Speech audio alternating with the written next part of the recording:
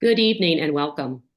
My name is Janet Hoy, and I'm a volunteer with the League of Women Voters of Diablo Valley in Contra Costa County.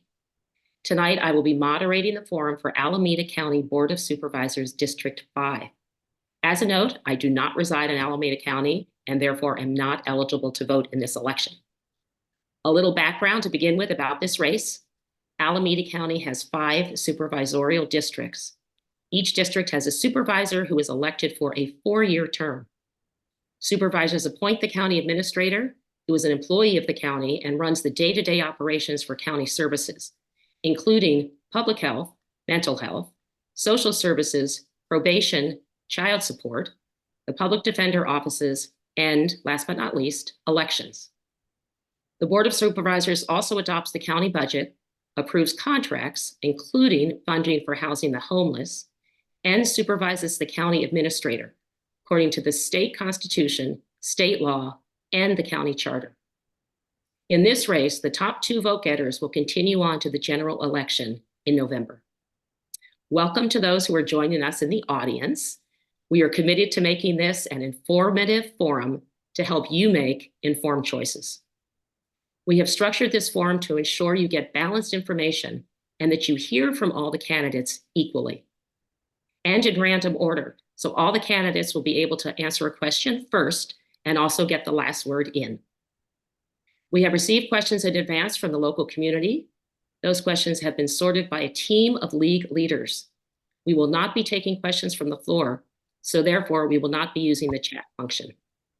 And just quickly, I'll remind the candidates of the key rules. To keep the discussion flowing, you will be expected to keep your answers to 1.5 minutes to all of the questions. You will be timed, and the timer clock is visible to all of us in the Zoom screen. And my screen is on the upper left part of the screen. As moderator, if you exceed the allowed time, I will politely cut you off so we can stay on schedule. There will be no separate rebuttals. If you choose, you may use some of your 1.5-minute response to address a previously asked question after you have answered the question in front of you. Again, we will switch the order so each candidate has a chance to answer first and last, and the order has been determined randomly. At closing, each candidate will have 1 minute to make a closing statement. So welcome to our 8 candidates for the Board of Supervisor District 5 race. They are Ben Bartlett, Nikki Fortunato Bass, John Bouters, Ken Barrick, Gregory Hodge, Chris Moore, Gerald Pachekuk, and Laurel Plemier. So let's start with the questions. And again, the first 2 questions will go to all of the candidates.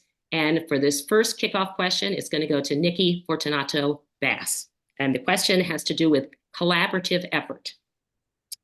A supervisor must work with numerous stakeholders, cities, unincorporated areas, institutions, and constituents. What skills and background do you have that will prepare you to reconcile these sometimes divergent interests? And you have 1.5 minutes.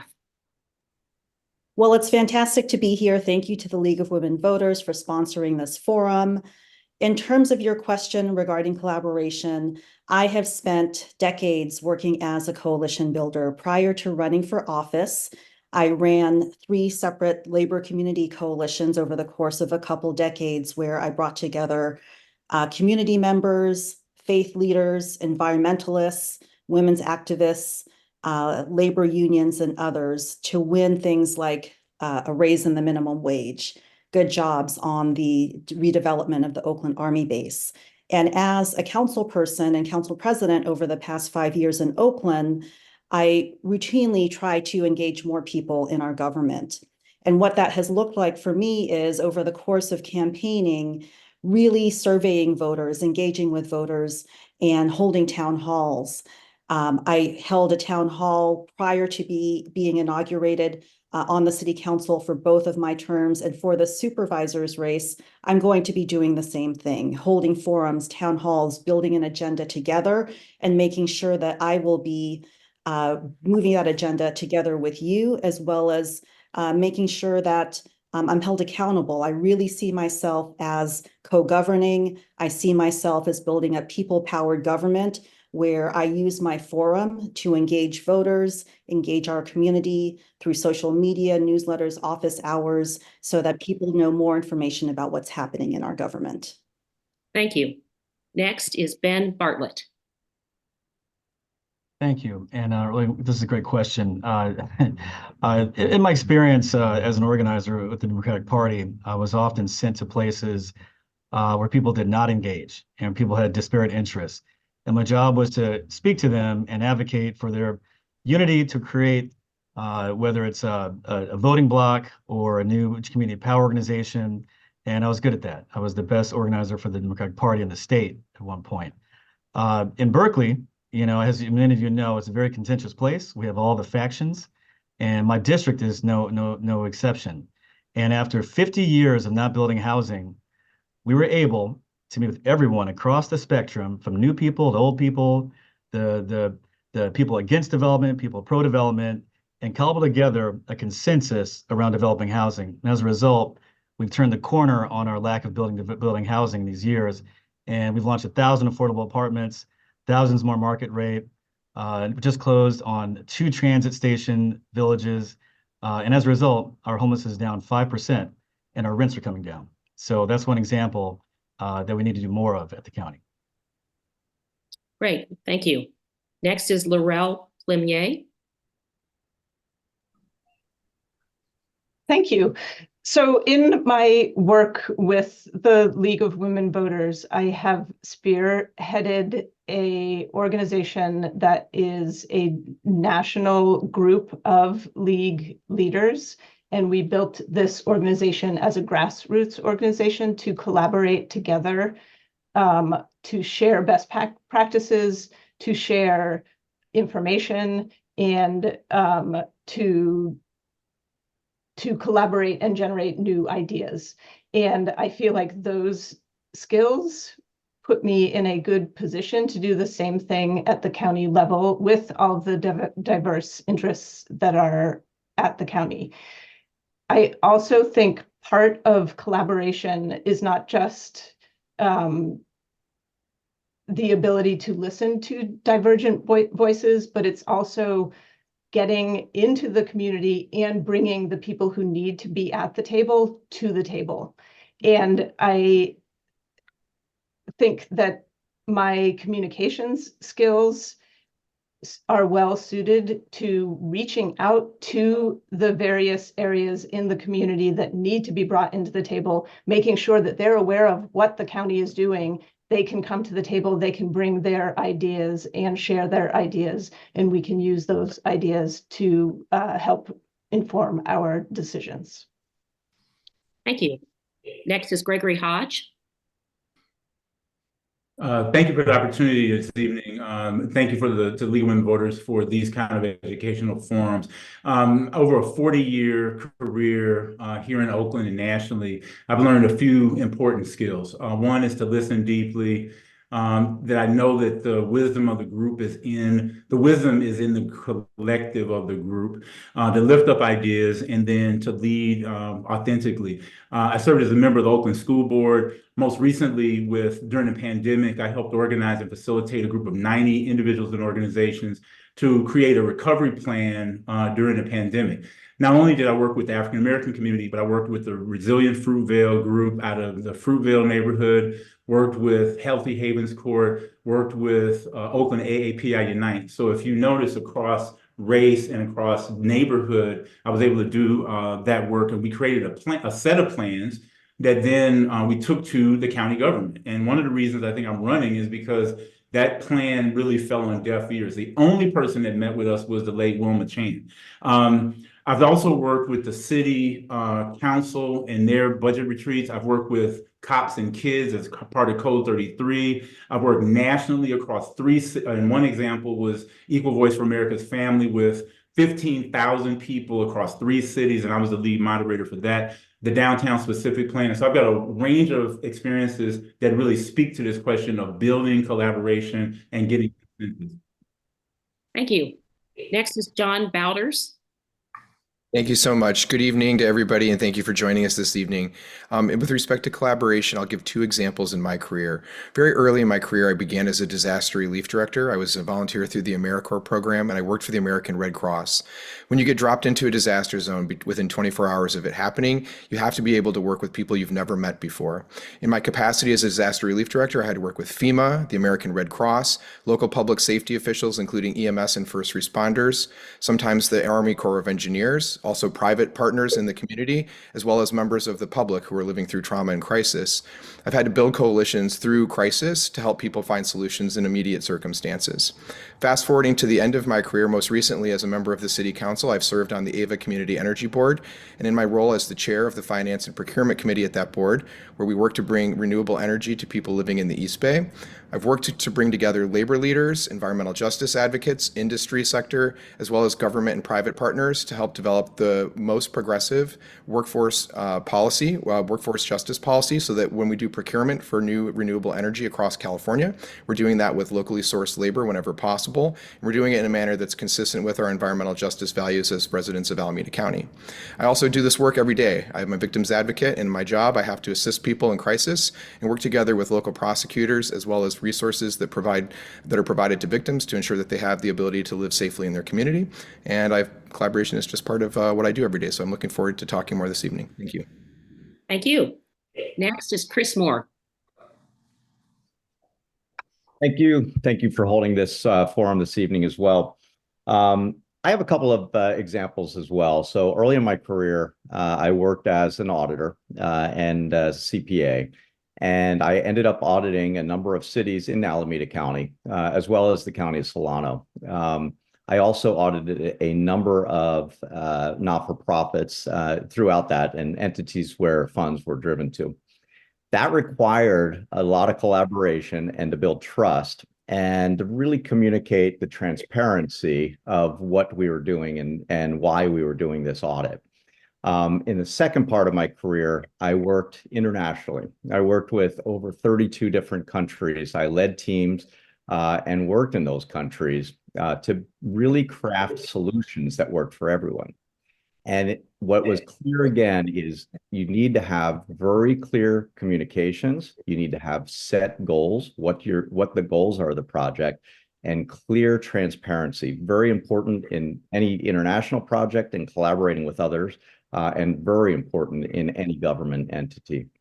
And what we found, though, is that, not everybody is going to get what they want in the end. That is part of collaboration. It's finding what works for everybody and works for the best solution for the entire community. And dealing with many cultures that we do here in the Bay Area, it's critical to have that experience. Thank you. Thank you. And finally, for this question, Gerald Petchinuk. Are you there, Gerald? Okay, can you hear me? Gerald, are you there? Okay, I think we will move on. Okay. Okay, we're going to move on to Ken Barrick. Thank you. I appreciate it. I love this question. Both in my role in leading Seneca Family of Agencies, which is the largest children's agency in California, and in my 15 years on the County Board of Education, I've learned that listening to the people that come in front of you is not nearly enough. If you're not reaching out into the community, if you're not engaging with people who can't or won't come to you, then you're only going to hear the voices that have the wherewithal to get to you. At Seneca, we developed a youth advisory group and a family advisory group.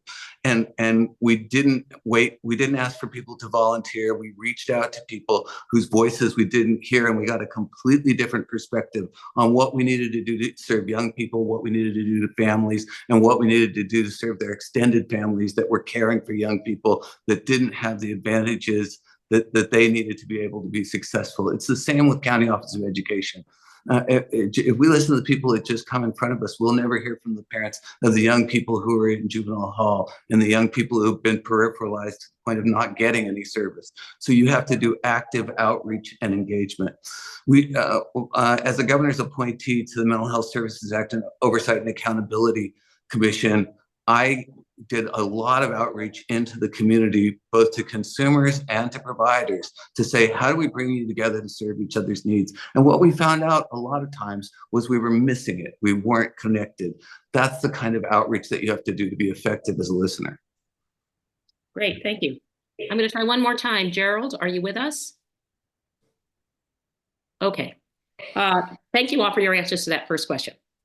The next question is for everybody as well, and it concerns public safety. Public safety is a top of mind concern for residents. The county runs mental health programs, the probation department, the jail, and the public defender's offices. How can supervisors support the county departments and local governments in their efforts to improve public safety? And we were going to start with Gerald. Try one more time. Gerald, are you with us? Okay. Ken Barrick, you're up. Yeah, we have to go way beyond supporting. We have to lead. This county desperately needs leadership. The Alameda County used to be the leader in these services. We pioneered full service partnerships that did outreach to people to keep them from becoming homeless. We pioneered wraparound services to engage young people before they got involved and support their families before we removed them and put them into child welfare. And we pioneered alternative services for young people that were leaving the juvenile hall to A, make sure that they were doing what they needed to be doing, and B, support them to do those things. We are missing the boat right now. We are not doing that. There are so many opportunities in the form of new initiatives in mental health, new initiatives in juvenile justice that would allow us to intervene far more actively and make our streets safer, and we're not doing it. We also need to set a clear limit with young people, with adults, that when you cross a certain line, we are going to hold you accountable. And when we hold you accountable, we will first make the insistence that you stop. And then we will next make sure that you have what you need to be successful. Doing either one of those things without doing the other is a waste of time for the people that we're intervening with, and a waste of time for the public, because both those types of interventions are necessary. We have an opportunity like we've never seen before, and that opportunity is about to expand with Proposition 1, which I strongly support.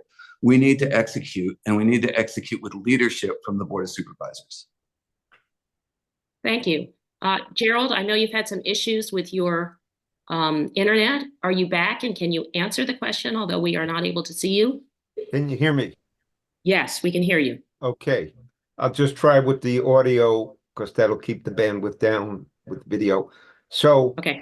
on the question of working together, which I believe is what this question was, I proposed when all of us ate, and I have high regard for each and every person here, that the 8 of us issue a joint statement saying we as candidates for the 5th district are all united, which would set a tone quite different from the way political scraps have been lately. And I propose that we put out a joint statement, that is, we lead by example by all cooperating on the issue of declaring an emergency on the drug situation. I noted that even though a number of these candidates privately told me they totally agree, they have horror stories of fentanyl, they have horror stories of families destroyed, but they don't put it on their website, they don't talk about it. They talk about homelessness, they talk about jobs, but the causality here is the plague called the drug traffic. And unless we crack that, it's a fantasy to think we're going to do anything about crime, et cetera, et cetera. So I renew that call for total cooperation, because all of us agree there's got to be a war on the drug cartel, and it's got to be no unconditional surrender by the drug cartel. Thank you. Thank you. Next is Ben Bartlett. Thank you. And of course, it's very topical. It's astounding that the state had to intervene in our county. Just today, read about it. So listen, the criminal, the public safety crisis we're in right now. It's something very close to us, of course. In Berkeley, we recognize that it takes a two-pronged approach. You need the upstream solutions. That's your ceasefire, your violence prevention, all that business. And we did that. We won a $1 million public safety grant, criminal prevention, gun violence prevention grant, and all the upstream job creation. But you also get acute response, which is active police, active good dispatch, the ban ghost guns, and you need to have officers that are flexible in their approaches.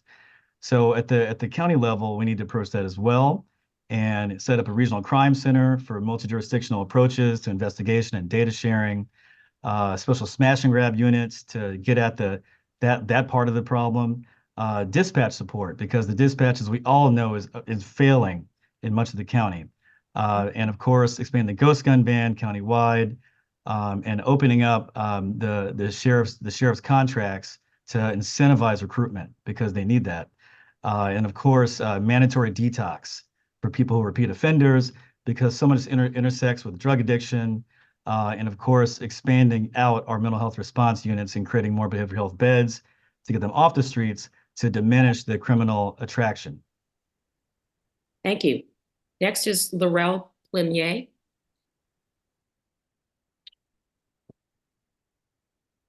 So it is unfortunate that California had to step in. California showed leadership in sending state troopers and prosecutors, and I know this hasn't happened yet, but agreeing to do this work to help reduce the crime in our county. I think Alameda County could have shown similar leadership with our sheriff's department on the ground. Like, we have seen what is going on in the communities. We have heard the outcries of the people that nobody is happy with the levels of crime in the community, and the county could have taken steps similar to what the state of California ended up doing just yesterday and today. The other thing I want to talk about in my remaining 30 seconds is that public safety needs to be a holistic approach. So it needs to be not only boots on the ground, making sure that you have effective policing and prosecution of crimes, but it also has to be all of the stuff downstream, like diversion programs, violence interruption programs, child poverty tax credits, and other programs that are community-based that have been proven to reduce crime. Thank you. Next, John Bowders. Thank you. So the first thing that I would say as somebody who works as a victims advocate is one of the most overlooked components of community safety is that we don't center the discourse around community safety around the voices of those most impacted by crime survivors. Crime survivors want one thing, which is they want accountability and justice, but they also want to ensure that there's no other person who'll be victimized after them. That means taking a multiple-pronged approach to addressing public safety. First is that we need to treat the person who has been harmed in the community and restore them to a place of safety and healing. That involves providing adequate amount of resources to people. I do that in my full-time work with trauma recovery centers and the Victim of Crime Act funding, as well as victim compensation awards, to ensure that people who are victims of crime, who live through trauma, get access to resources that help them return to work, take care of their kids, provide for themselves, and go back to their lives. But beyond that, we also need to ensure that the criminal legal system has appropriate punishments in place to discourage people from engaging in future criminal behavior. That is best accomplished by providing resources that educate and train our law enforcement officers to be proactive in community policing and the 21st century pillars for community policing. It also means that we provide them with access to tools and partnerships that collaborate across agencies. We need our law enforcement leaders to be working hand in hand with others in collaboration in order to deliver community safety on the whole. And then we need to center that conversation and those solutions around outcomes. So we need to measure and understand what we're going to do to produce better safety on the ground so that businesses and residents alike can reliably understand and believe that they have a stable public safety apparatus to support them. Thank you. Next is Chris Moore. Thank you.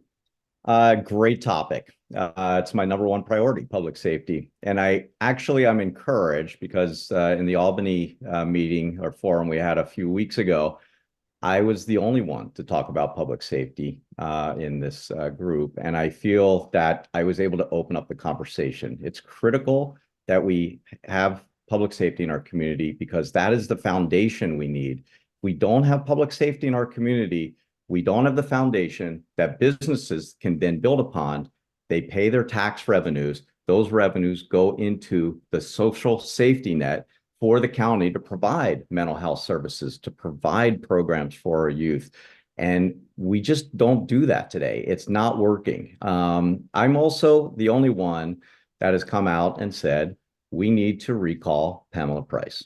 Okay. And I'm glad that the governor and also the AG has essentially come in today and they agree with that. And that is, it is critical. I've spent a lot of work on that campaign to recall her. And it's because I understand how damaging the policies have been.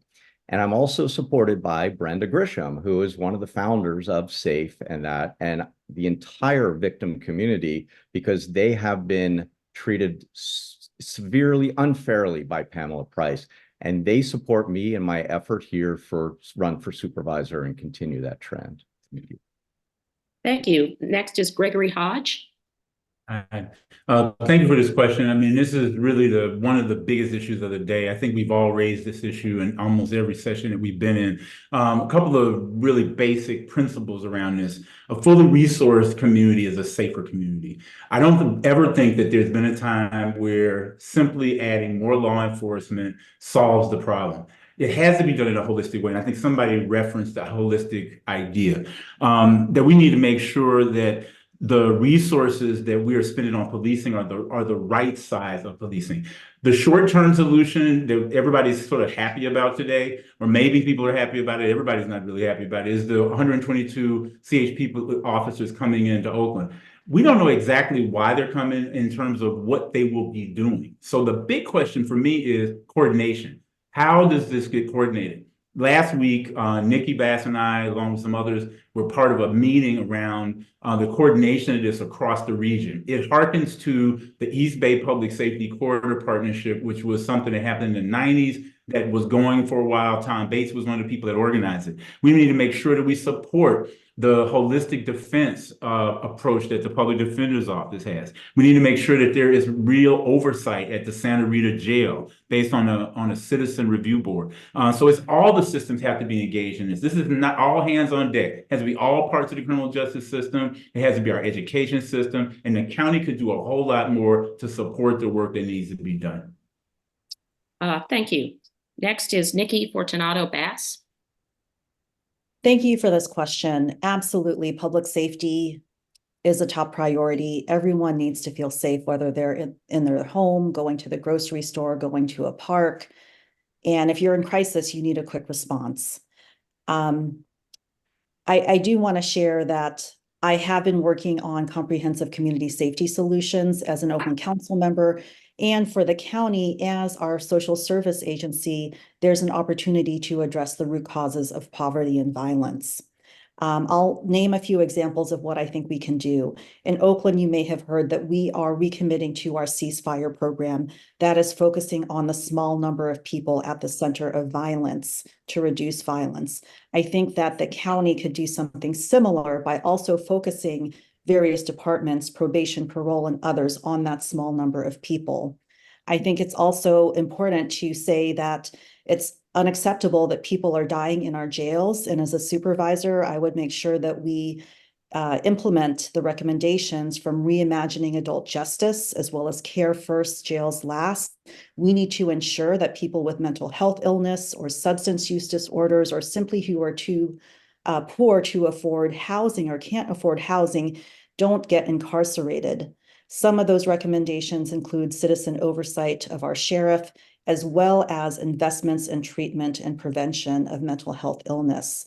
There's also an opportunity to expand CARES navigation through the DA office.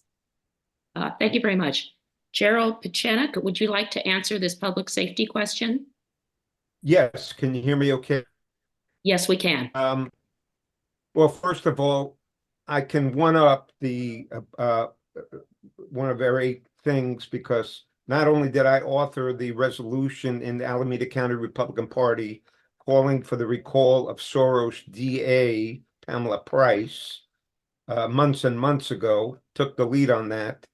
And I have to say our distinguished member here has been on the front lines, and I give him a lot of credit for that. He has really been a courageous guy. But I'm also involved in the recall of Sheng Tao. the mayor of Oakland, who I think people will agree has failed. And I'll just give you one example. We don't have a police chief. We got a guy who's ready, willing, and able, Lerone Armstrong, former police chief. He's had to take out a suit now. You know, I mean, come on, give me a break. This is petty party politics. And whether it's the NAACP, the African American community, there's a failure of those who are in office right now. All you city councilmen, all you big shots with your money haven't done the job, period. You need someone who's not part of the system. You who are giving to the rights of victims, why don't you stop the drugs from coming in so there won't be victims? You might be out of a job then. Thank you. Thank you all for your answers. We're now moving to the portion of the questions where 3 candidates will answer each question. The first one is on budget. Based on your understanding of the Alameda County budget, what are the important decisions before the Board of Supervisors in the next 4 years? And what are your priorities? First to answer is John Bowders. Thank you very much. Alameda County is, despite all the challenges we've discussed already, envious in the sense that it has a very strong budget. Alameda County has funded its unfunded liabilities at about 86% of what is actually going to be required to ensure that everybody who works for the county receives all the benefits they're entitled to upon retirement. And that's about an $11.5 billion obligation.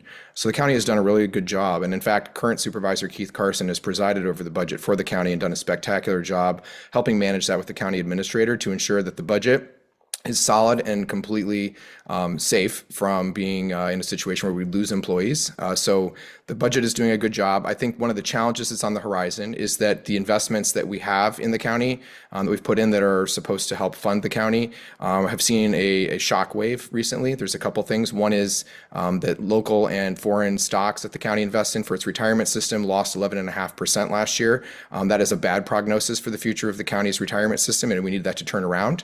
Additionally, with the county budget itself, the county is spending money on behavioral health and homeless services, but it's not spending enough, or it's not optimizing the money in the right way to actually deliver results. We need to retool the way the county expends those funds and better coordinate the care that we have so that we get outcomes that are going to be palatable to folks here in Alameda County.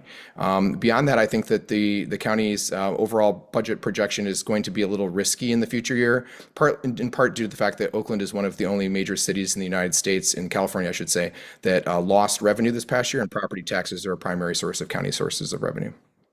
Thank you very much. Next is Ken Barrick.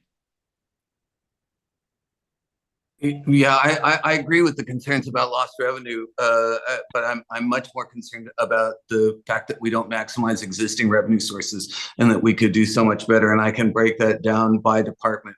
First, social services spends tens of millions of dollars on services that could be bundled with behavioral health services, where we could draw down federal match at a much greater level. It's the same thing with behavioral health. Right now, we have $40 million in the jail in an environment where we are locked out from bringing federal funds in to match it.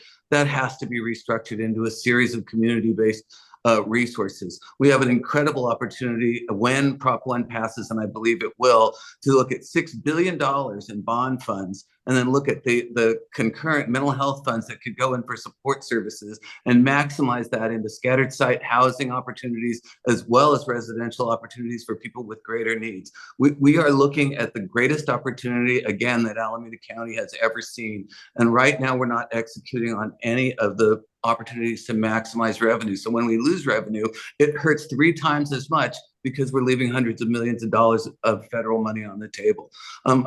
Finally, when we look at the relationship between juvenile justice and the crime on the streets, we need to be able to intervene with young people when they commit a crime to make sure that we are both monitoring and supporting them and their families in a different way.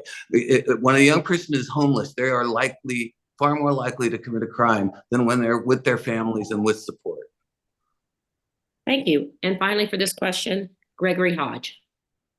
Yeah, thank you for this question. It's really important to think about the county's budget as a statement of our values. When I look at the county budget, and I think that we're spending we have a budget of about $4.1 billion and a 1.7, maybe almost $2 billion reserve. it makes me wonder, are our values aligned with what it is that our constituents need?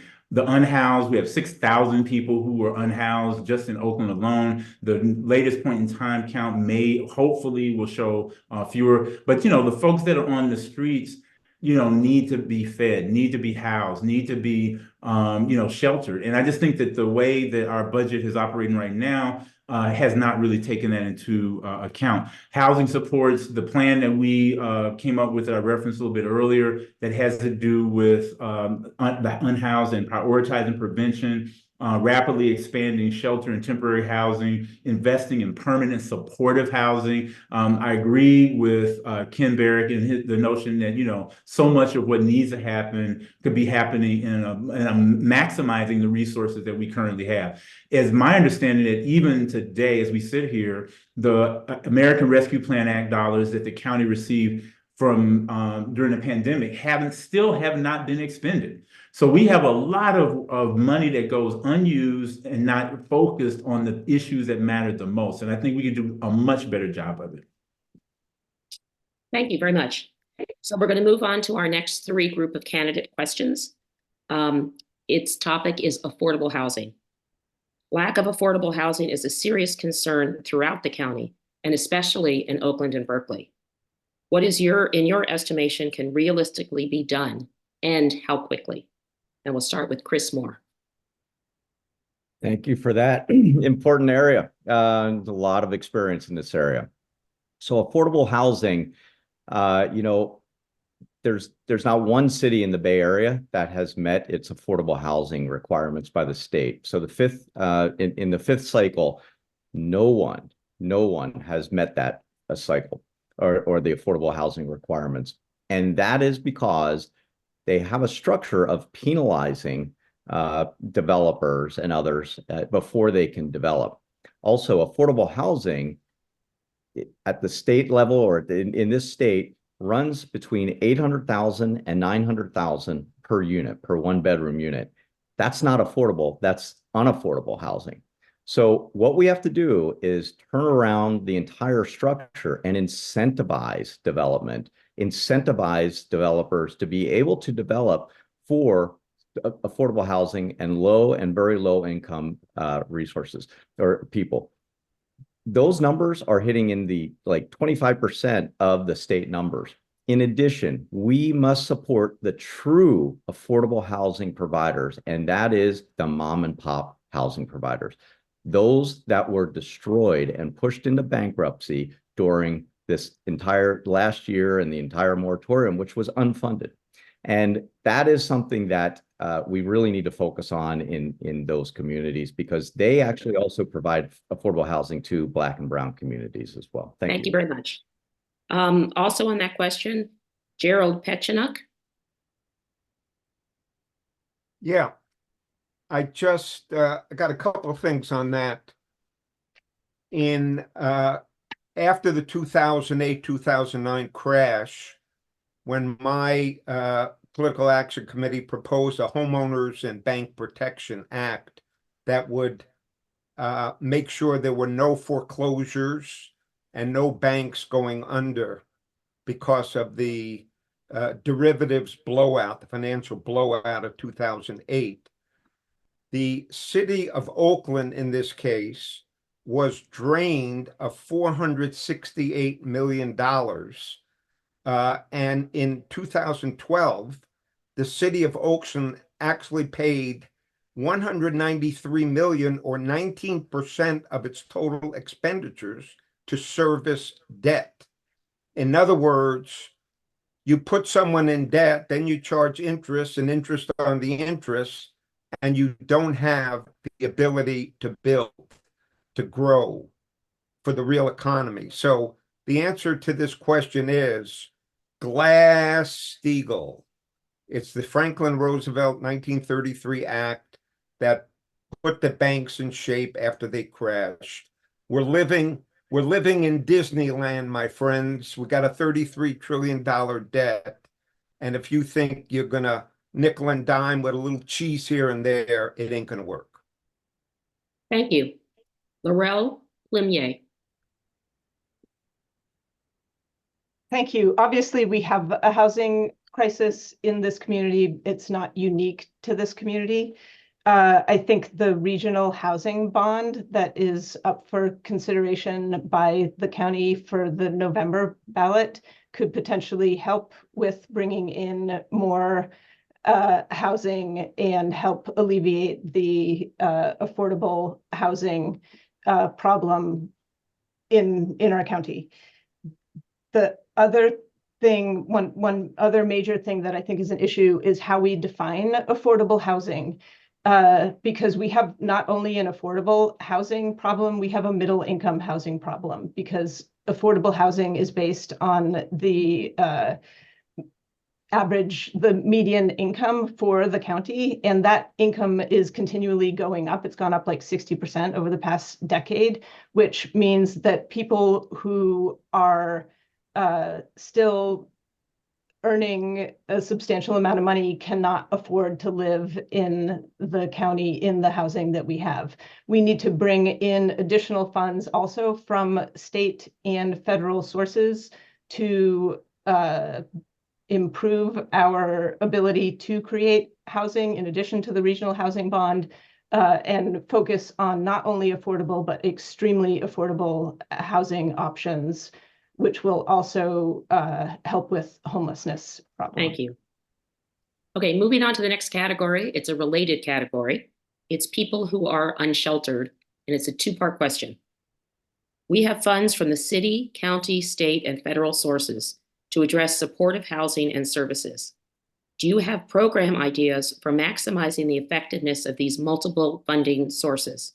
And San Mateo County recently approved a new rule that imposes misdemeanor charges on those who decline 2 offers of shelter. What are your thoughts about something like this for Alameda County? And we'll start with Ben Bartlett. Thank you. So the second one, top of mind, actually, because right now I'm dealing with a situation right now in Berkeley. Well, while I want to incentivize people to get off the street and get into care, I don't know that misdemeanors are the answer, because misdemeanors put you in jail. And we're trying to shift the law enforcement model away from cops doing mental health care into professionals to mental health care. So in Berkeley, it's important. I created the specialized care unit, which is our civilian mental health response team to get people acutely in need of care instead of police, and it's very effective. And also, this is important for the first part of your question, we created Step Up Housing. It's a new model in behavioral health housing, the first of its kind, and involves new development techniques that are prefabricated with telemedically enabled units and a service provider on the first floor, and developer fronts the cost. So the city rents to own over 10 years and saves tremendous money and quick time. And so that at scale, combined with the new MHSA dollars that are going to housing, and your earlier question before this involving the, I believe Chris mentioned the RENA numbers. These behavioral health units can count towards RENA numbers. So we can address the mental health crisis and also the housing crisis at the same time, and law enforcement as well. So much more, this is too involved, but many more solutions that we've done that could go at the county, absolutely. Thank you. Next is Nikki Fortunato Bass. Thank you for this important question. Homelessness has been something I've been very passionate about working on. I've worked to ensure that our city public land is used for homeless solutions, that public land is also used for permanent 100% affordable housing. Some of it's going online in terms of construction very soon. And I've also worked for accountability, calling for audits of our homeless programs and funding so that we are achieving results. The county actually has a plan for homelessness. It's called the Home Together 2026 Community Plan. And I think this is a good framework for how we could use a range of funding. The first focus is on prevention. We have to make sure that we're protecting tenants and we're preventing displacement. There's an opportunity to use more funds for things like shallow subsidies that help both tenants and landlords keep their heads above water so that we don't encourage more homelessness. Secondly, we need to intervene quickly because there are 3 people becoming homeless for every 1 person that we house. And that means more emergency shelter, as well as interim housing and housing navigation and case management. Lastly, we need to make sure that the funds we are raising to create affordable housing, like the dollars I have been able to raise in Oakland, are paired with services, permanent supportive services that the county provides, mental health, substance abuse, and other services. Thank you. Next is John Bowders. Thank you. For most of my 20 years in nonprofit advocacy, I've worked with people who are unhoused. I'm the former tenant defense director at Cabrini Green Legal Aid in Chicago and the homeless outreach worker in the city of Chicago before I came to California. I'd have 3 high-level answers for folks on this. One is the long-term solution to homelessness is housing. In the city of Emeryville in 2018, we ran a bond, Measure C. It was a $50 million affordable housing bond. It's the highest per capita affordable housing bond of its kind in the state. With that, we developed an expenditure plan, and from it, we've taken all of the city-owned and redevelopment assets that remained, and we are turning them into affordable housing. And that includes permanent supportive housing for the homeless. We're developing 90 units at 15% and to 30% AMI on the south end of the city. We will include a food service program for people who are indigent or hungry on the ground floor of that building. Second thing that I would recommend is co-located services. Homeless service centers need to be co-located. Currently, we dispense service dollars in a way that is disaggregated and it isn't effective or efficient. We need to put shelter and co-locate it with services so that people get all the care they need at one time through a uniform intake system, and then they get all the services they need at the shelter so that the priority can then be placing them in housing. That has to be something that we prioritize through the County Hub program and the coordinated entry system under the Homeless Management Information System in Alameda County. And then third thing is that a lot of people become homeless in the Bay Area because of the cost of housing and the cost of living. And that means we need to have adequate tenant protections. And I'm proud to have supported our tenant protection ordinance, our just cause eviction ordinance, our right to return, and our relocation assistance program for owners who move back in. That's how we keep people equitably housed and without displacement. Thank you. Moving on to the next category, and the category is taxes. Alameda County has the lowest average income in the Bay Area, yet the county has the highest combined sales tax in the state, 10.25% in many municipalities, compared to 8.6% in San Francisco and Santa Clara at 9.12%. What will you do to reduce the tax burden on Alameda County residents? First, we'll go to Ken Barrick. Reducing the tax burden, right now, I think is less urgent than increasing our revenue. When we increase taxes while we leave hundreds of millions of dollars of federal and state money on the table, I think we do a real disservice to our taxpayers. So at this moment in time, I am far more concerned with the last question about how we serve people that are homeless on the streets, how we serve people that are mentally ill that we're not engaging with, and how we use the revenue sources we have. And John referred to coordinated entry and having service centers that can work together across systems. That's necessary. But taking a punitive approach instead of doing outreach and engagement in ways that we know work is I think far less important than and useless, frankly, taking a punitive approach. When we don't have enough housing and we don't have enough services to serve people, punishing them for being on the street doesn't work.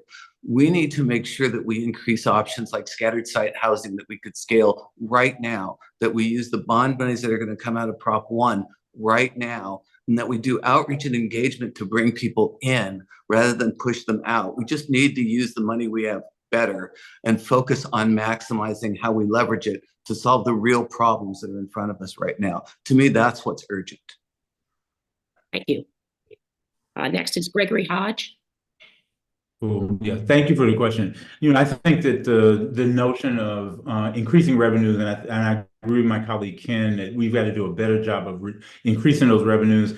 One of the things that I think about in regard to this is that if we can do a much better job of having a sense of safety, a perception that people are safe, that safety means that we have more businesses that are willing to stay. As I talk to restaurant owners, cafe owners, others, here in Oakland and to some extent in other parts of the county, people can't afford to continue business because they can't, ensure the safety of their customers. As PG&E and Kaiser employees are being told not to go outside, not to be able to go outside for lunch, those are the kind of things that actually means that we have less revenue because we have a smaller sort of tax base. So I think the livability question, that safety, the perception of safety could actually add up to revenues that come to us as businesses happen. I think that I just want to say one thing about the last question. This notion of criminalizing poverty is abhorrent. That you're going to say to someone, that it's a misdemeanor because you turn down a housing situation that doesn't work for you. I think we have to do a much better job, a more compassionate job of making sure that we utilize the services at the county, because the most vulnerable people are the people that the county is charged with working with. Thank you. Next is Chris Moore. I agree quite a bit with what Greg just had to say. And I've been saying this, without public safety in our community, we do not support the businesses who are leaving. 3,000 businesses stopped paying taxes last year in Oakland. The first number was 6,000, but even 3,000 is way too many. And what does that mean? Those revenues, those jobs for our youth, those jobs to support and provide the income are not there. And we are in this unfortunate spiral where this continues to happen. And that is where we need to focus, is drive those tax revenues. I'm going to hit on another item, and it was mentioned earlier, and I didn't get the answer to the question. It was related to how do we save money for the county? And there was some discussion about the pension being funded at 86%. As an auditor and as a CPA, pension are very important, because if we are unfunded it by even 1%, that means employees are at risk of the county of not getting paid, and the taxpayers have to make up the difference. The assumptions for the current level of funding are way out of control. They assume we're going to get 7% return forever at a 3% inflation rate. Makes no sense. 1% change means we owe another $1 billion, and that comes out of the taxpayers from these same people that we're trying to support. Thank you. Thank you. We're moving on to the next question. It's on economic development. What measures would you take to support small businesses, both countywide and specifically in your district? And we're going to start with Gerald Petchinuk. Yes.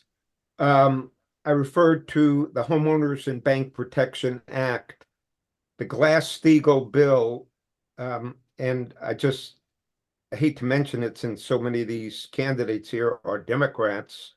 We got a president that's going off the deep end. Apparently went on TV tonight and was shouting. So I think the most important thing, honestly, is people got to give up their TDS, Trump derangement syndrome. Trump is coming back in. I worked with Trump in 2016 to get the Glass-Steagall bill through. Trump is against Wall Street, and he is hated by the establishment. I'll tell you a quick story. Today, I had to have my car towed. The AAA guy came over, saw me with my Trump button on.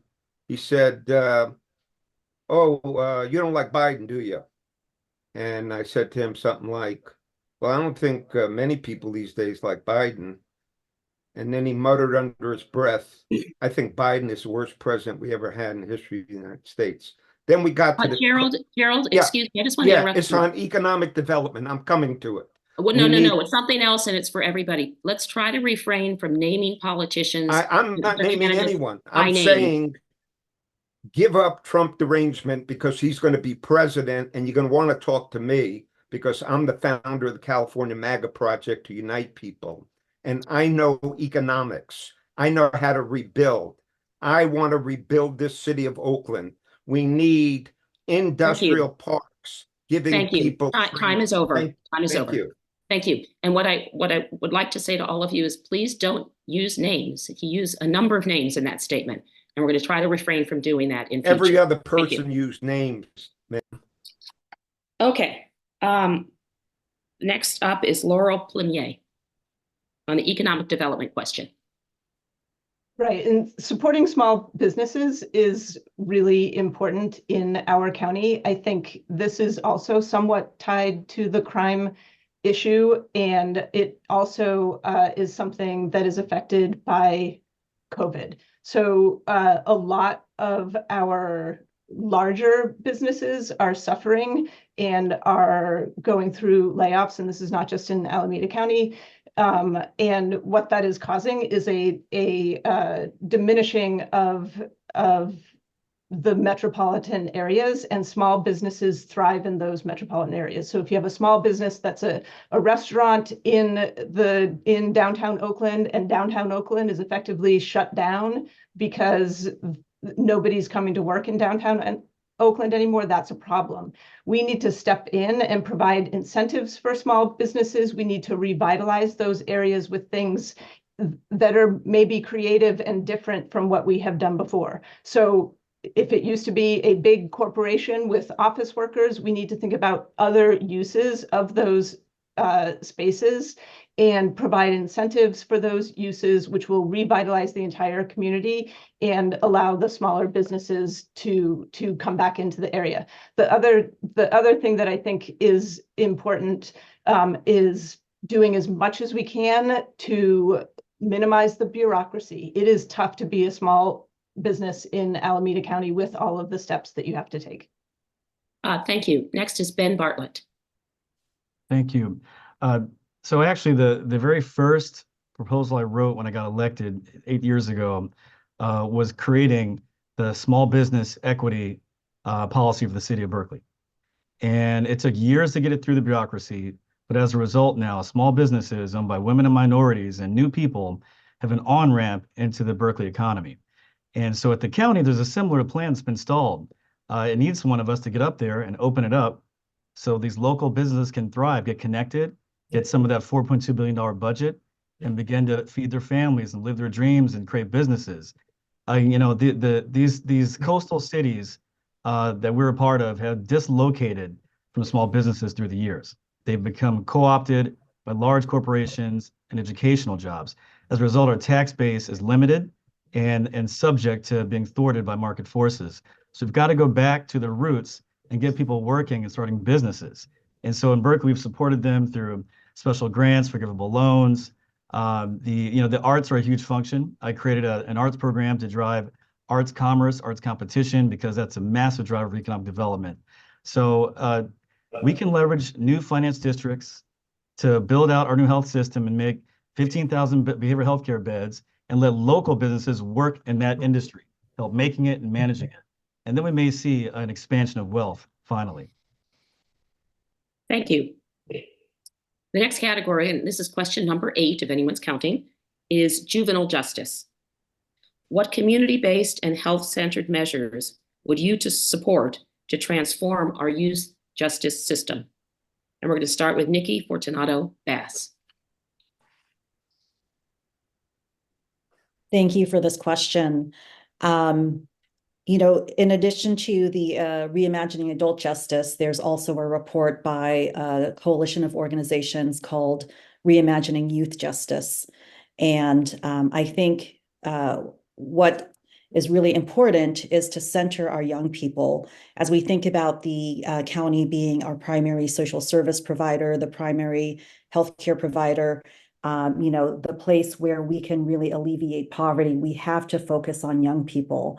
And I'm really proud over the course of my career, both before office and in office, to partner deeply with young people, including a program that I helped to fund through our Department of Violence Prevention, where we now have violence interruption teams in our high schools. And these are teams of life coaches, violence interrupters, and gender-based specialists. There's a really important role that I think the county can do to support filling in the gaps in our school system and really enhancing community-based schools, community schools, with the services that the county provides, with a focus on reimagining what youth justice could be, and really focusing on diversion programs, on restorative justice. I think we can imagine a different way for young people to have opportunity. Thank you. Next is John Bowders. Thank you for the question. I think the first thing that we have to recognize is that juvenile justice system today has an extremely large overlap with the child welfare system. The child welfare system, young people who go into foster care and other services are often neglected of getting health care and treatment, and then they become labeled criminals for various reasons. We always say in my line of work, hurt people hurt people. So I've done a lot of work in my professional line where in 2017, I worked with State Assembly Member Dr. Arambula on AB 340, which we developed within the state Medicaid system, the first screening under EPSDT, which is a federal entitlement program that helps provide healthcare programs to young people in Medicaid. We actually added a periodicity screening in that table that actually screens kids for ACEs, which are adverse childhood experiences. The sooner we identify that children have had a trauma or have a lived experience that is adverse to their development and growth and their potential, the more likely we are to intervene with either a counseling, a behavioral health, or some other intervention that's going to be successful to them continuing on a successful path forward. In the absence of that, what often happens is that they live with traumas that manifest themselves in behaviors that get labeled delinquent or juvenile misconduct. And that's how many young Black and brown boys and girls end up in the carceral system. The school to prison pipeline is not a made-up concept, it's a real thing, and that exists predominantly in lower income Black and brown communities where there's under-resourced schools and not enough programs for after schools and not enough assistance to educators to ensure that we've got supports for kids in place whose communities are over-policed and under-resourced. And we have to start at the head of the stream and give care to those kids early. Thank you. Ken Barrick. Yeah, so I'm going to start exactly because I agree with everything that was just said, and I want to start there and move from there. So we have an opportunity right now as a primary prevention strategy to bring through new funding streams that are opening up with the state government to bring mental health in partnership with the county office to every school for every child that needs it. And by mental health, I mean intervention strategies like peer support, intervention strategies like diversion, intervention strategies like using instead of a mandated reporter system, which moves children into child welfare, a mandated supporter system where teachers are mandated to bring services to children and families when they need them. That's primary prevention strategy number one. Then from there, when young people are struggling, there needs to be a deep partnership with county mental health. I helped write the legislation that brought wraparound services, a much more intensive level of service and support, but also monitoring and supervision that can be brought to bear for young people that are really struggling at another level. When young people do interact with the juvenile hall because they committed a crime, they should never, ever leave that juvenile hall without a plan to both support and monitor where they are. And there we're dealing with both crime and their mental health. You do one or the other, you will fail. But if we use both strategies concurrently, we can successfully reduce crime and support young people and their families. Thank you very much. Okay, excuse me. The next topic is Sheriff's Oversight.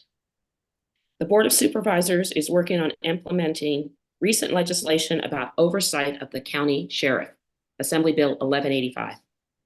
What are your priorities for the selection of the new Sheriff Oversight Board and for the board itself? And to start that, Gregory Hodge.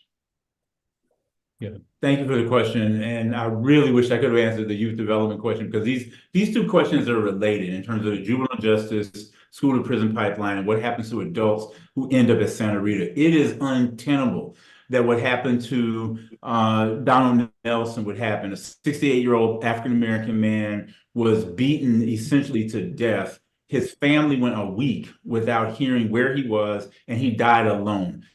That's one example of the multiple deaths that are happening in custody at Santa Rita. So the independent legal counsel that we need for that oversight should be separate from the county council. There should be folks of diverse backgrounds who are not part of law enforcement or county officials as candidates for that oversight board. We need an inspector general with subpoena power, and then have adequate resources for investigators and policy analysts. How do we get there? A coalition of votes on this body. If I'm elected, I'll make sure that we work with the existing County Board of Supervisors members to make sure that oversight happens.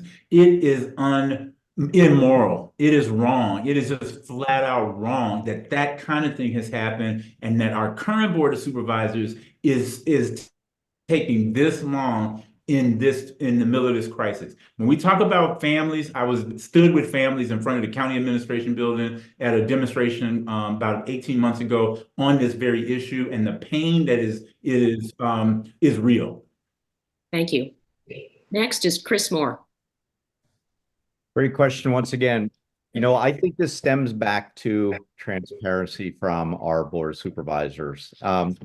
There's a couple, you can't see it here, but the grand jury has a number of times now said there is not transparency with the board of supervisors and in communicating with the rest of the community about what's truly going on out here in a number of categories. But this also impacts, of course, our jail system and the sheriff's organization. And what needs to be done is the families there needs to be transparency, and there needs to be clear communication out to the community of what is truly going on. What was the root cause of causing what happened to this gentleman that had died in his cell and was there for a number of days, and why do these things happen? So I think it's collaboration with the board of supervisors, open communication with the public, and with the sheriff as well. The sheriff has to be involved. The sheriff does have the knowledge of what's going on and needs to be a critical component of that input. But the community has to have that input as well. And so it's a matter of bringing together a collaborative team of the sheriff, the board of supervisors, staff, and also the community to assess and address the root causes and resolve what's going on there. Thank you. Thank you. Next is Gerald Petchinuk. Yes. I want to bring up Santa Rita right away because I talk to people who have close relatives who work in there, and you guys all missed the boat on this one. There's a severe shortage of people working there because of the defund the police. We got all of these people who are now, oh, we got to have more law enforcement, we need this, and they were the ones pushing the defund the police. So the severe shortages of people at Santa Rita, number one. Number two, there's people, I come back to fentanyl, there's people freaking out that are in the jail cells, and the personnel there work overtime, hours and hours, trying to talk people down. And that has been the cause of the lockdowns at Santa Rita. It's because of fentanyl. And I still am incredibly amazed that the lack of focus on this and unity on this indicates to me people are looking for a good place on the Titanic. They want to have a nice, comfortable stateroom. They want to have a nice this and that. We're on the Titanic, ladies and gentlemen. Thank you. Thank you. Next topic is public health. What would you do to ensure that a full continuum of mental health treatments, from crisis intervention to permanent supportive housing, is a priority for Alameda County? And we're going to start with Laurel Plemier. Thank you. So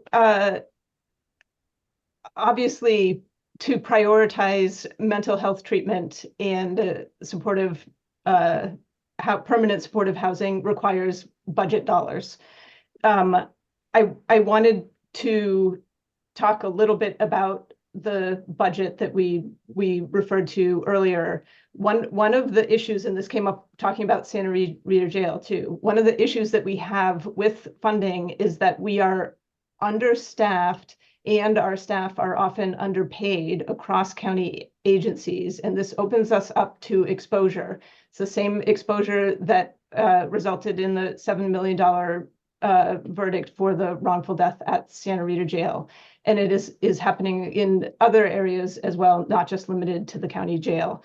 And if we are more efficient and effective at the use of our funding, and if we are bringing in funds and not leaving funds at the table, so taking advantage of all federal grant funding, all state grant funding, and other private grant opportunities, then we will be able to meet our budgetary needs for programs that are a priority, like mental health treatment and permanent supportive housing. Thank you. Next is Ben Bartlett. Thank you. So this is really important for me.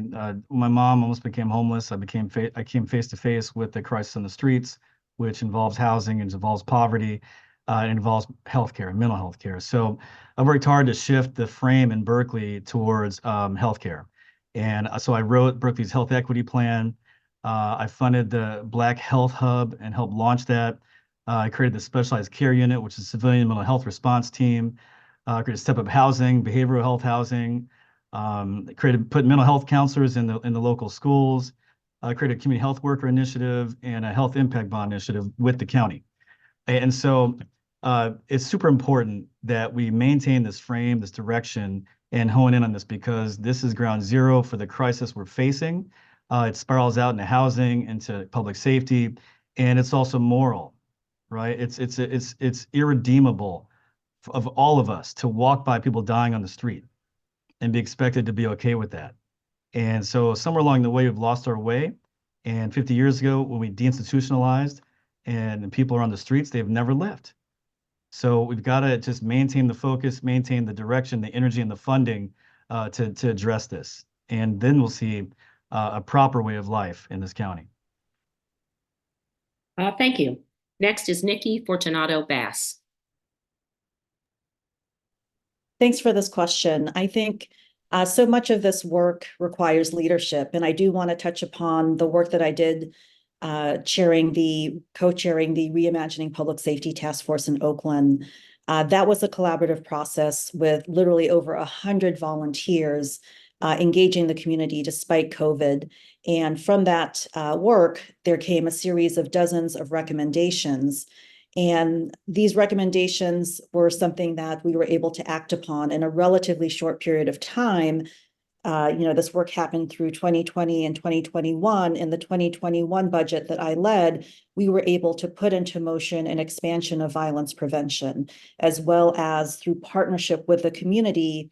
I co-authored legislation to create our crisis response program within the fire department so that we can proactively reach out to people who might be in mental health crisis and have other issues that are non-violent and non-criminal, allowing police to do more of a focus on violent crime. So I think there's a role for the county to partner with our cities who have these programs to provide a deeper level of mental health treatment and services. I think there's also a role that we can play partnering with our cities who are able to fund creation of affordable housing and pair that with permanent supportive housing. Once Measure U is out of the legal system, those funds will be available for that type of use. Thank you. We have one final question, and since we're a little bit ahead of schedule, we're going to have 4 of you answer versus 3. The final question topic is regional cooperation. What are the ways in which Alameda County can more productively work with other counties in the Greater Bay Area to solve problems that are affecting us all? And we'll start with Ben Bartlett. Thank you. So a key function of the county is delivering services for people, delivering welfare and delivering public safety. And so right now, and let's take public safety. Right now the cities of Alameda County are siloed. We're developing our response for public health, our response for law enforcement, our upstream efforts, ceasefire, so are other cities. But people are coming in from other counties and committing crimes, and our people are going to other counties as well. So one key thing is to set up fusion centers or these regional crime centers where we can share information, share data, and really get after it, and even go upstream with shared impact of ceasefire type events that we can do in other counties as well. So we can really get people where they are, not where they commit the crime, but where they actually are. Because displacement has driven the people in poverty who are the ones committing the crimes, has driven them outside of Alameda County. They're everywhere. And they're networked and they communicate and they're all suffering together. So that's a key function that we need to do on a regional basis, is get people where they are and get them the care they need, and also bring law and order and safety protocols to the community everywhere. Thank you. Next is John Bowders. Thank you. Since Ben spoke already to organize crime and sharing information technologies around public safety, I'll speak instead to an example that's more recent. And during the COVID pandemic, there was an opportunity for county health directors around the Bay Area to partner on COVID interventions and also the best practices and instructions to residents around the county during shelter in place about how we could better serve ourselves collaboratively. And I really want to commend the counties in the region and the health directors for their cooperation on that. And I think it was a watershed moment for us as we dealt with something much bigger than what we deal with at a county level. And what it did was something very similar to what I've learned in my work as a disaster relief director. It forced folks to the table in a crisis situation. It forced folks to assume different roles, and then also be responsible for something as important as public health. I think that the next iterative step from that is that we need to actually develop a long-term plan for the region. There's going to be multiple opportunities to do that. Sea level rise is one that's not going to be defined by borders, right? Future health crises, as we've seen with RSV. An example has been made multiple times about the fentanyl crisis. There's obviously the movement of goods, including other things like narcotics around the region. And I think that the health department, those are things that require a health intervention as one component of what they do. And we need to be working together. So climate action is going to impact human health. It's going to lead to the displacement of people. It's going to first impact communities of color. And we need to be partnering together to prevent displacement of people while also providing human health services in a coordinated manner. Thank you. Next is Gregory Hodge.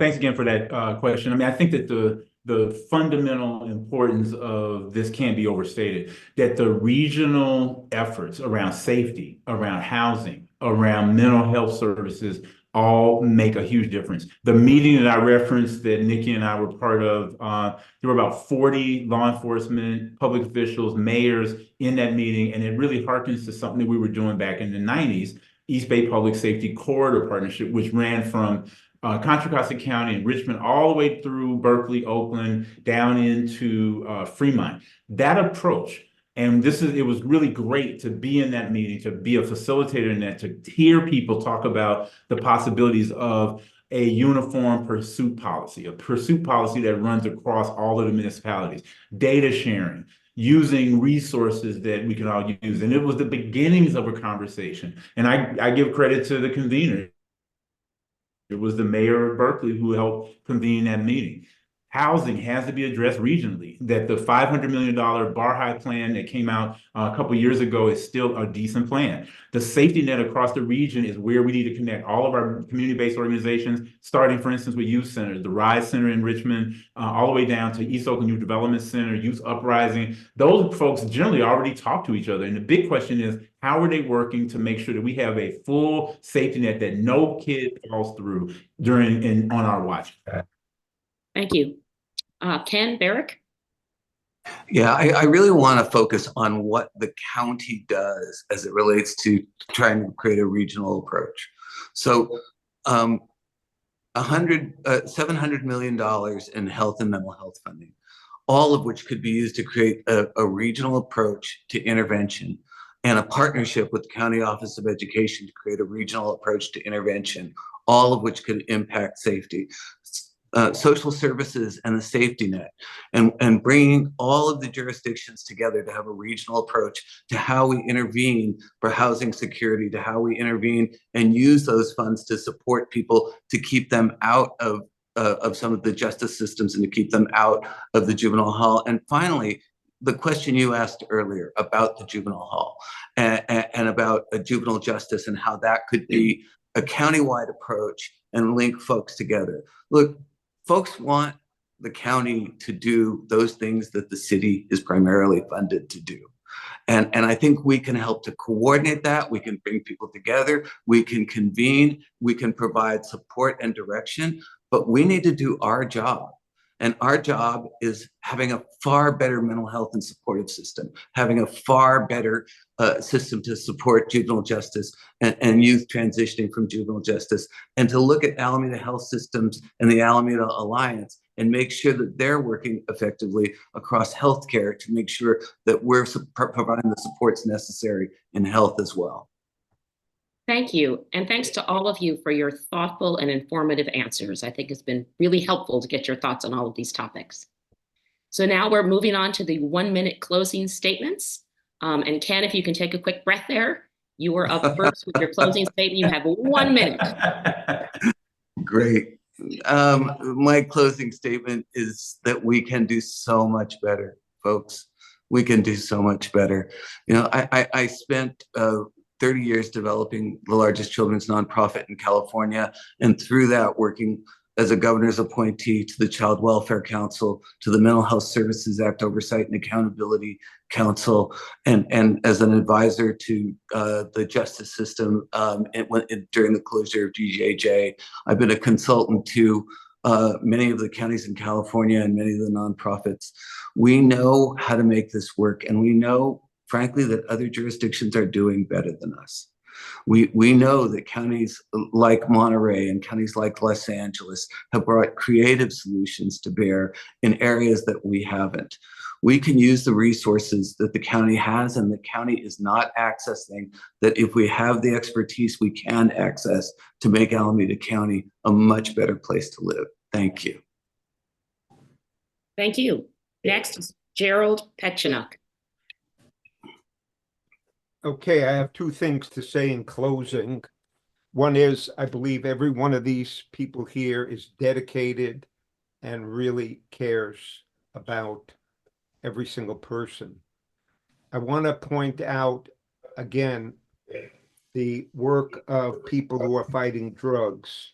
I have in my hands the report to the state legislature given to me by one of the members of the Impaired Driving Task Force of Governor Newsom, January 2021.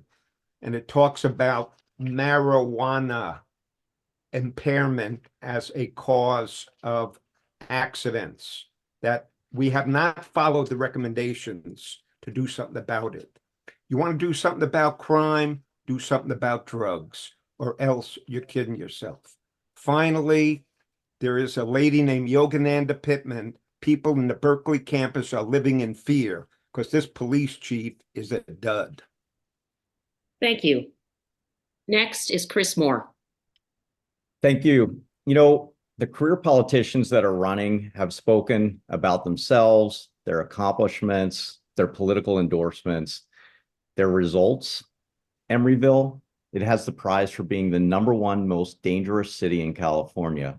Oakland, it's #2. No one has delivered the number of affordable housing units as required by the state. Homelessness is up 22% in Alameda County, and it's in their backyard. They all support Pamela Price, and as we know, this morning the Attorney General just took over her office. We have sitting here a group of people that have just told you their policies have completely failed you. Folks, it's time for change. Stop voting for the career politicians who have proven they don't know what they're doing. They only care about their political careers. Don't give them a promotion. Vote for Chris Moore for accountability, transparency, and change. Thank you. Thank you. John Bowders. Thank you. So I'm very proud to have been here this evening and to join all the other candidates. I want to thank you all for your time. For 20 plus years, I've worked as a nonprofit services provider. I've assisted people on the streets who are addicted or living with mental health. I've assisted people who were facing eviction. I've been a disaster relief director. And for the last 9 years, I've been a victims advocate for people who've been victims of violent crime. I am actually very proud of my success record being a services person for people who are most in need in our community. As an Emeryville City Council person, I've advanced a number of things, including affordable housing and permanent supportive housing for the homeless. I'm an environmental justice champion who won the Sierra Club's inaugural Visionary Award, and I've also been a leader at the Alameda County Transportation Commission to advance safe and reliable transit and alternatives to cars for everybody. I'm proud to be endorsed by Assembly members Mia Bonta and Buffy Wicks, who are over this district, a majority of the Berkeley City Councils, the Emeryville City Councils, and the Albany City Councils. In fact, 10 of the 14 mayors in Alameda County have supported me. I'm endorsed by the Sierra Club, affordable housing advocates, firefighters of Alameda County, laborers, including carpenters across Alameda County and Northern California, as well as many small businesses, and I would love to have your support as well. Thank you. Next is Gregory Hodge. Yeah, thank you so much, Janet. You did a great job tonight. League of Women Voters, thank you for this opportunity to bring democracy to life. Democracy happens in the light. I think that, what we're seeing, all due respect, we've seen recalls being talked about and all that. I think that the voters' will has to be able to play out. And I think that there's some right-wing moneyed interests that frankly have contributed to that. And we can agree to disagree. But the one thing that we do agree on is that we need transformative work at the county, not business as usual transactions. I personally have bringing a broad range of experiences over a 40-year career here as a community leader, learning how to listen, how to lift up good ideas, and then lead. And then lastly, what I'll say is that I think no matter who wins this election, we need healing and hope. We need a way of feeling better about our community, and only through good leadership that responds in the moment. The capacity to respond in the moment is the definition of leadership. Vote for Greg Hodge, District 5, and would love to have your support. Thank you.